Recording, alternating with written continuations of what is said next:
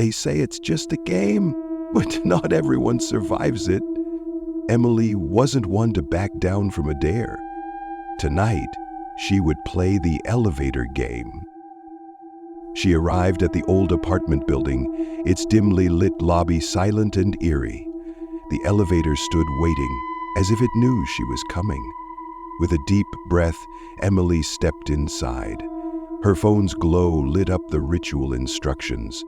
She pressed the first button, and the doors slammed shut. The elevator rose smoothly to the 4th floor.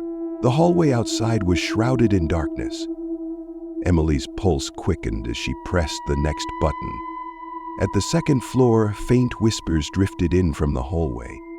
She ignored them, but the sound seemed to follow her as the elevator doors closed. When the elevator reached the 6th floor, she froze. A shadowy figure stood at the far end of the hall, motionless. Emily didn't wait to see more. She hit the next button. At the 10th floor, the lights flickered.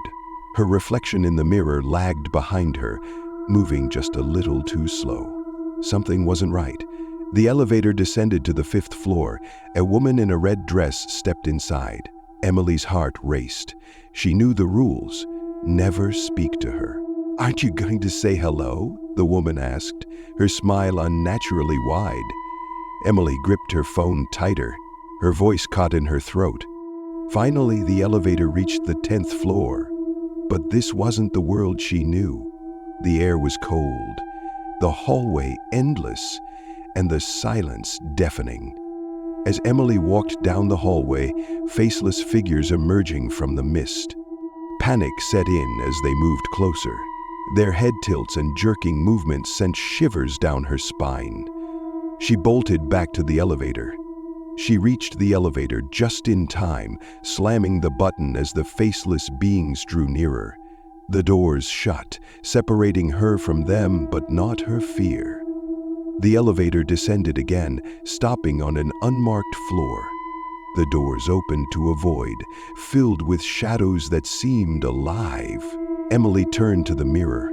Her reflection wasn't hers anymore. It was the woman in red, staring back with a sinister grin. Frantic, she pressed buttons at random, desperately trying to remember the escape sequence. The elevator jolted violently, throwing her to the floor. When the elevator doors opened, she was back at the 1st floor, or so she thought. The lobby was distorted, with twisted furniture and black ooze dripping from the walls.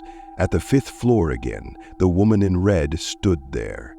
Her smile was chilling. "You can't leave," she whispered as the doors shut. The elevator began ascending on its own, the buttons flashing erratically. The walls started closing in, and Emily screamed. Finally, the elevator stopped. The doors opened into darkness, and her scream echoed into the void before everything went silent.